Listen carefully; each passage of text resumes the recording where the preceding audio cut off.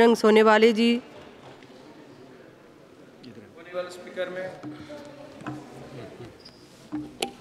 होनेबल speaker में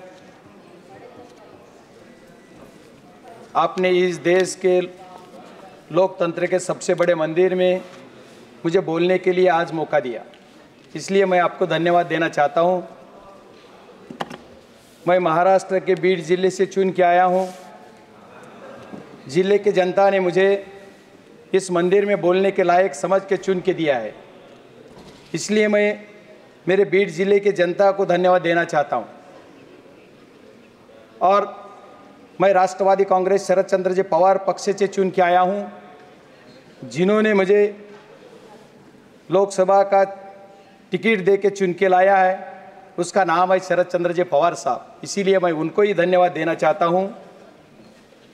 मुझे यहाँ मेरे ज़िले पर ज़िले के एक किसान का बेटा बोल के मेरी पहचान है, इसीलिए किसानों ने मुझे चुन के दिया, इसीलिए मैं किसानों को भी धन्यवाद देना चाहता हूं। आज आप सबको संबोधित कर पा रहा हूं, यही लोकतंत्र की ताकत है, बाबा साहेब अम्बेडकर के संविधान की जादू है। आज मैं इस सदन में स्वास्थ्य और परिवार कल्याण मंत्रालय पर बोलने वाला हूं। इस सदन में मेरे जैसे बहुत से नए सदस्य हैं, जो पक्ष और विपक्ष और सरकार में से है। मुझे व्यक्तिगत रूप से लगता है कि नए एमपीज़ के लिए कुछ ज़्यादा समय देना चाहिए। थोड़ा ज़्यादा समय दिया तो वो कुछ बोल पाएंगे, लेकिन ऐसा नहीं होता है। मैं बार बार जब से ये सत्र चालू हुआ है, जब से 0 आवर्स 377 और क्वेश्चन जमा करता आ रहा हूँ, लेकिन मुझे इनमें से बोलने का मौका नहीं मिला। आज मेरा सौभाग्य है कि मुझे बोलने का मौका मिल रहा है और मैं इसके लिए आभारी हूँ।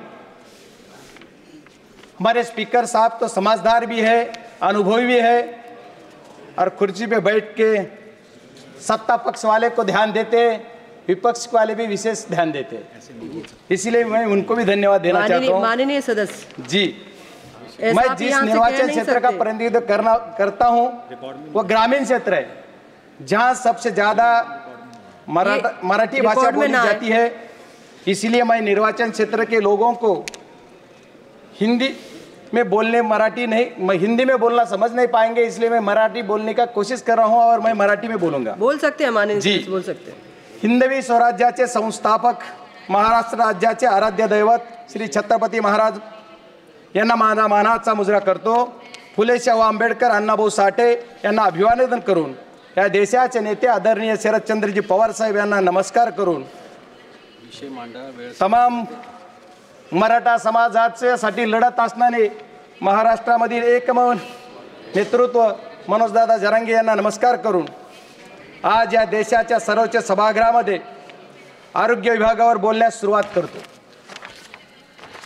माननीय स्पीकर मॅम, माझा बीड जिल्हा हा मराठवाड्यातील, महाराष्ट्रातील एक जिल्हा आहे, ज्याची ओळख ऊसतोड मजुरांचा जिल्हा, दुष्काळी जिल्हा असा आहे। गेली कित्येक वर्ष माझ्या जिल्ह्यातील राजकीय लोक ऊसतोड मजुरांचा जिल्हा म्हणून भांडवल करून त्याच्यावर राजकारण करतात, दुष्काळी जिल्हा म्हणून त्याच्यावर भांडवल करतात। ऊसतोड मजुरांसाठी, आरोग्यासाठी काय काम केलं याच्यावर कुणी बोलत नाही। माझ्या ऊसतोड मजुरांसाठी काम करण्याची खूप गरज आहे। या ऊसतोड मजुरांच्यासाठी महिला असतील, पुरुष असतील, यांना आपलं घरदार सोडून शेतावर जावं लागतं, तिथं ऊस तोडावा लागतो आणि ऊस तोडण्यासाठी त्यांना हातात कोयता घेऊन रात्री अपात्री ऊस तोडावा लागतो, डोक्यावर मुळी, ऊसाची मुळी घेऊन जावं लागतं। याच्यासाठी कुणीतरी काम केलं पाहिजे आणि याच्यासाठी मायबाप सरकारला माझी विनंती आहे की आपण माझ्या बीड जिल्ह्यातल्या या ऊसतोड मजुरांसाठी विशेष काहीतरी अनुदान, आपल्या या बीड जिल्ह्याच्या निर्वाचन ही जी क्षेत्र माझी याच्यासाठी विशेष काहीतरी अनुदान देऊन विशेष दवाखाना किंवा विशेष काहीतरी का। मॅडम, मला 2 मिनिट दिले, 10 मिनिट आहेत माझ्या पक्षाचे, माझी विनंती आहे की मला बोलू देत, मला विषय माझ्या ह्याच्यावर द्या। बरेच लोक आपल्या ऊसतोड मजुरांसाठी जातात, याच्यासाठी माझी विनंती आहे आपल्याला की आपण ज्या वेळेस सगळ्या गोष्टी करतो त्यावेळेस माझ्या जिल्ह्यातून या लोकांसाठी, माझ्या जिल्ह्यामध्ये आशिया खंडामध्ये पहिलं वैद्यकीय महाविद्यालय आहे अंबाजोगाई येथे. त्या वैद्यकीय महाविद्यालयामध्ये मागच्या काळामध्ये माझ्या बीड जिल्ह्यामध्ये एक जिल्हा रुग्णालय पण आहे. 297 उपकेंद्र आहेत, 83 प्राथमिक आरोग्य केंद्र आहेत. पण याच्यामध्ये स्टाफची कमतरता आहे. याच्या स्टाफ आपल्याला जास्त देण्यासाठी सरकारकडे आपण थोडी सूचना दिलेली पाहिजे आणि सरकारला सांगितलं पाहिजे, जेणेकरून माझ्या जिल्ह्याचा प्रश्न मिटेल. बीड जिल्ह्यामध्ये गरिबी या सर्वसाधारण लोक आहेत, यांच्यासाठी सुद्धा काहीतरी काम करायचं म्हणलं तर बीड जिल्ह्यामध्ये खाजगी व कॉर्पोरेट रुग्णालयाची कमतरता कमी आहे. याच्यासाठी तिथं आपल्याला शासकीय व्यवस्था देणं गरजेचं आहे. बीड जिल्ह्याचं ठिकाण असून आपल्या मायबाप सरकारने एक योजना घोषित केली की ज्याच्यामध्ये त्यांनी सांगितलं होतं की जिल्हा तिथं वैद्यकीय महाविद्यालय शासकीय होईल. पण मागच्या काळापासून माझा बीड जिल्हा तिथं शासकीय वैद्यकीय महाविद्यालय झालं नाहीये. त्याच्यामुळे तिथं शासकीय महाविद्यालय झालं पाहिजे ही माझी मागणी आहे. आणि बीड जिल्ह्यातल्या सर्व जनतेला माझ्या तालुक्यामध्ये स्त्री रुग्णालय सुद्धा जिल्ह्याच्या ठिकाणी नाहीये. स्त्री रुग्णालयाची सुद्धा आवश्यकता आहे. मॅम एवढंच नाही तर माझ्या सर्व कॉन्स्टिट्यूटमध्ये जे काही कर्मचाऱ्याची कमतरता आहे ही कमतरता भरून काढण्यासाठी आपण सर्वांना आदेशित द्यावा आणि विशेष पॅकेज देऊन मला महाविद्यालय आमच्या शासकीय महाविद्यालय माझ्या जिल्ह्याला द्यावा एवढी माझी आपल्याला कळकळीची विनंती. मी शेवटचे 2 प्रश्न 2 शब्द मिनिट आपले घेणार आहे.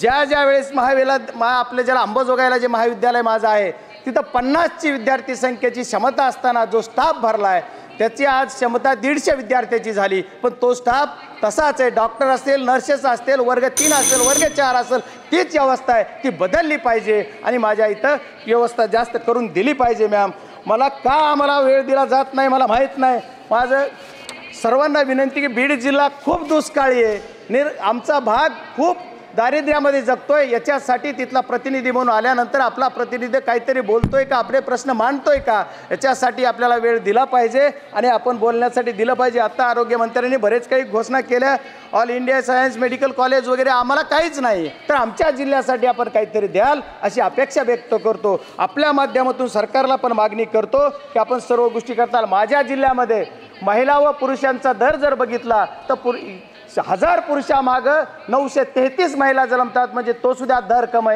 कमी आहे. तो वाढवायचा जर असेल किंवा तसेच माझ्या जिल्ह्यामध्ये बरेचसे जे पदं रिक्त आहेत या गोष्टी माझ्या अंबाजोगाईच्या दवाखान्यामध्ये सिटी स्कॅनची मशीन आहे पण ते वेळोवेळी बंद पडते. 12 वर्षापूर्वी आलेली आहे. त्याच्यामुळे तिथे एक नवीन मशीन आपल्याला तिथं घेतली पाहिजे आणि त्याच्यासाठी सुद्धा आपण त्यांना सूचना दिल्या पाहिजेत अशी माझी आपल्याला कळकळीची विनंती आहे. व्हेंटिलेटर जर जिल्ह्याच्या रुग्णालयात जिल्हा रुग्णालयामध्ये गेलं तर जिल्हा रुग्णालयाची एवढी अवस्था बिकट आहे की तिथं CS नावाचा जो अधिकारी आहे, CS जो असतो आपला सिव्हिल सर्जन, ते कधीही बसत नाहीत.